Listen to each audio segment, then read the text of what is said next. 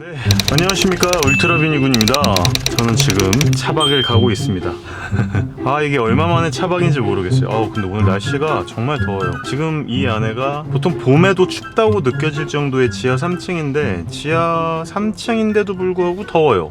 지하 3층인데도 23도입니다 와, 생각보다 많이 덥고요. 밖에 오늘 낮 날씨가 30도였어요 이럴 때 보통 보면 배터리가 가장 좋을 때죠, 상태가. 오늘 제가 배터리에 대해서 이것저것 말씀을 좀 드리고 싶어서 이렇게 인제 트랙을 가기 전에 말씀을 드리려고 이렇게 카메라를 켰습니다.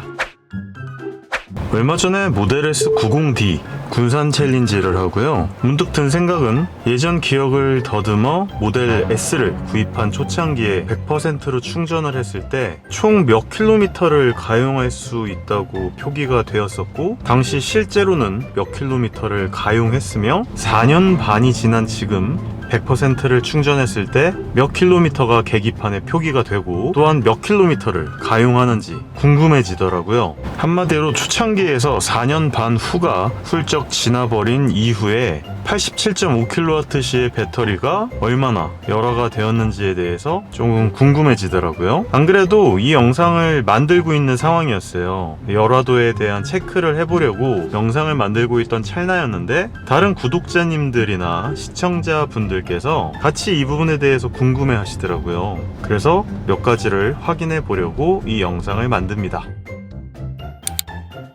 그로스 배터리라고 하면요, 총 용량을 얘기하는 거거든요. 가용 배터리가 있고 총 꽉 차 있는 총 배터리의 량, 그게 그로스 배터리인데요. 네트 배터리든 실제로 가용할 수 있는, 영어권에서는 유저블 배터리라고도 하더라고요. 유저블 배터리 캐파시티라고도 하더라고요. 테슬라는 참 신기하게도 내가 구입한 차량의 총 배터리량과 가용 배터리량을 제대로 어디에도 표기를 해주지 않아요. 공식적으로 어디에도 표기를 하고 있지 않다 보니까 많은 분들께서 설왕설래가 이렇게 왔다 갔다 하는데, 누구는 모델 Y, 모델 3의 배터리가 82kW시다 라고 하시는 분들도 계시고, 저 같은 사람들은 85kW시다 라고 얘기를 하는데, 그 이유가요, 차량의 보닛, 후드를 이렇게 열어보면 테슬라는 앞쪽에 이제 프렁크가 있잖아요. 그 프렁크 앞쪽 보면 전압과 전류량이 나오는데 그 두 개를 곱하면 배터리의 량이거든요. 전압과 전류량을 곱해서 나오는 량이 그로스 배터리와 같아지는 것을 확인했을 때 모델 S90D가 우리나라에서 당시 인증받았던 게 87.5kWh의 총 배터리량이라는 것을 짐작해 볼 수 있습니다. 따라서 지금 출시되고 있는 모델 3, 모델 Y 롱레인지나 퍼포먼스의 총 배터리량은 82kWh가 아닌 85kWh라는 것을 알 수 있고요. 이것을 테슬라의 총량 배터리로 짐작해 볼 수가 있습니다. 제가 모델 S를 구입하자마자 유튜브를 시작한 건 아니에요. 깔짝깔짝 올리기는 했지만 지금처럼 정확하게 몇 퍼센트의 몇 킬로미터가 보여지고 이런 부분에 대해서 요즘처럼 많이 기록을 해놓고 있지 않다 보니까 굉장히 많은 영상들을 찾아가면서 옛날 기억들을 막 떠듬떠듬 헤집어 가면서 찾아봤더니, 어설피 기억했을 때 구입하자마자 100%로 충전을 하고 나면 450km 정도, 이게 정확한지는 잘 모르겠는데 454km 정도가 찍혔던 것으로 기억이 나요. 어설프게. 정확하진 않아요. 이게 다른 분들도 90D를 구입하셨던 분들이 분명 계시기 때문에 저와 이제 생각이 다르실 수 있는데, 가장 확실하게 영상으로 체크해 놓은 게 2019년 1월 4일날 부산을 간다고 슈퍼차저에서 충전을 해가지고 기록을 했던 게 제 영상에서 보여지는 공식적인 기록이더라고요. 32,740km를 탄 상태였어요. 99%까지 충전을 하고 떠났더라고요. 그때 434km가 찍혀 있는 것을 확인했습니다. 그리고 2019년 5월에는 100%로 충전을 해가지고 433km, 이때가 42,567km의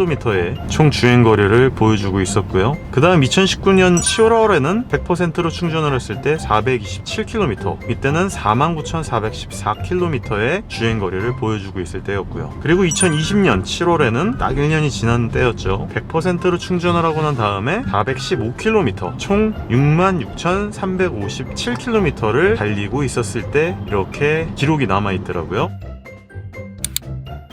그럼 현재 배터리는요, 얼마 전에 군산 챌린지를 하기 위해서 조금 무리를 해서 100%로 충전을 완벽하게 해갖고 출발을 했었는데 2022년 5월에 100%로 충전을 했을 때 총 88,300km를 주행거리로 찍고 있었을 때 406km의 주행 가용거리, 주행 가는 거리가 나왔었습니다. 계기판에 406km가 찍혀 있어서 열화가 생각보다 많이 됐다 라고 생각을 했었어요. 그래프에서 보여지는 것처럼 보통 알고 있기로 배터리의 열화도는 최초 3만 킬로 정도까지 가파르게 떨어지다가 그 이후부터는 완만하게 곡선을 따라서 열화되는 것을 알 수 있습니다. 물론 배터리의 충방전 사이클을 20%에서 80% 사이로 다니면서 배터리를 건강하게 유지하는 방법도 있으니까 이 부분도 참고해 두시면 좋을 것 같습니다.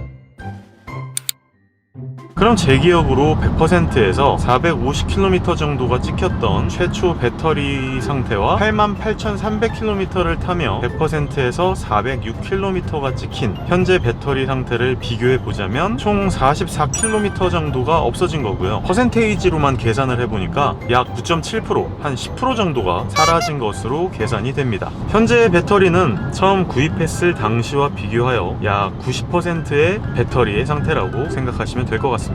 하지만 여기서 간과하시면 안 되는 게요, 찍혀있는 배터리의 가용거리 양 이것만으로 절대 가용거리를 절대시할 수 없다라고 하는 점을 간과하시면 안 됩니다. 왜냐하면 실제로 406km가 찍혀 있다고 하더라도 실제로는 모델 S가 417km를 갈 수 있었고, 이건 환경 상황 혹은 여러 변인에 의해서 굉장히 많이 바뀔 수 있는 수치라고 하는 점, 이 부분을 확인해 주시면 감사하겠습니다. 또한 이걸 단순 계산으로만 봤을 때 약 20만 킬로미터 정도를 타면 배터리의 20%가 열화돼서 사라질 것이라고 생각하실 수도 있겠어요. 근데 아까 보여드렸던 것처럼 보여드렸던 그 그래프에서 10만 킬로미터 전후로 서서히 열화도가 진행될 예정이고요. 후반에 3만 정도에선 급격하게 깎였지만 약 25만 킬로미터 정도를 타게 되면 85% 정도의 배터리 상태를 갖게 된다고 나오니까 한 20만 킬로미터 정도를 타게 되었을 때 약 15%에서 18%의 열화율을 예상해 볼 수 있을 것 같습니다. 사실 20만 킬로미터가 별거 아닐 수도 있다라고 생각을 해보지만 저는 여태까지 살면서 차를 사서요 10만 킬로미터 이상을 타본 적이 없어요. 보통 그 전에 중고차로 내놓거나 했기 때문에. 물론 이 역시 차량의 배터리를 어떻게 관리하느냐에 따라서 굉장히 많이 바뀔 수 있는 수치인 거, 상당히 달라질 수 있는 부분이기 때문에 확인을 해봐야 될 것 같고요. 그러면 어떻게 하면 전기 차량의 배터리를 오랫동안 건강하게 유지할 수 있는 방법이 있는지를 확인해 볼게요.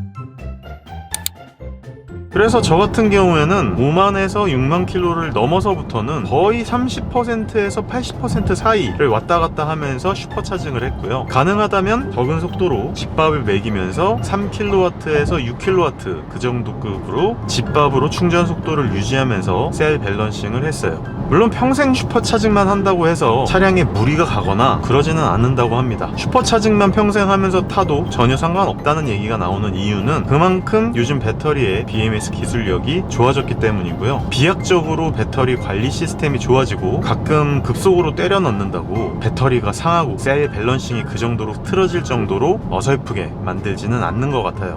다만 20%와 70% 사이 혹은 20%에서 80% 사이 정도의 SOC를 유지하고 막 타더라도 그래도 15에서 90% 사이의 SOC는 유지하는 것이 배터리 건강에 도움이 된다고 하니까 정말 급할 때나 특별한 일이 있지 않을 때는 위와 같은 30에서 70 혹은 30에서 80 사이의 SOC를 유지하는 거에 관리 방법을 추천드립니다.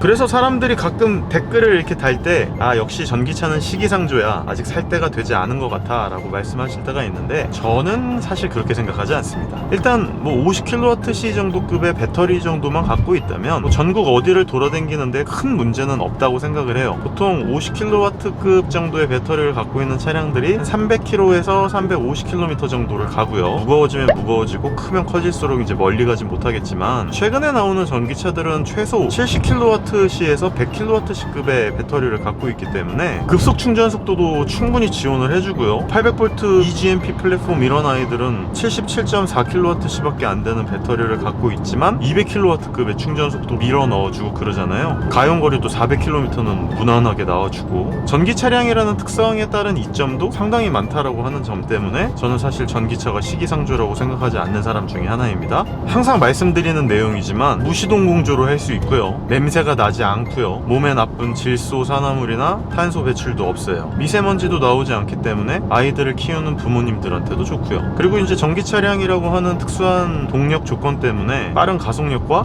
초반에 쏟아지는 토크 때문에 상당히 경쾌한 일상 주행에 도움을 줍니다. 무엇보다 메인터넌스라고 하는 개념에서 많이 멀어지게 되는데요. 내연기관 차량을 구입해서 타고 돌아다니면 정말 많이 손이 가거든요. 각종 필터류, 오일류들을 주기적으로 갈아줘야 되고 그에 따른 금액적, 시간적 손실이 발생을 합니다. 또한 유동적으로 유가 상승이 일어나거나 하락에 따른 스트레스가 상대적으로 덜하다는 것도 굉장히 좋은 점이죠. 전기차 충전 비용이 기름값에 비해서 굉장히 안정적이거든요. 개인적으로는 다시 내연기관으로 돌아갈 수 없으리라고 생각이 됩니다. 앞으로도 전기빛과 취의 전기차 생활을 기억해 주시면 진심으로 감사드리겠습니다.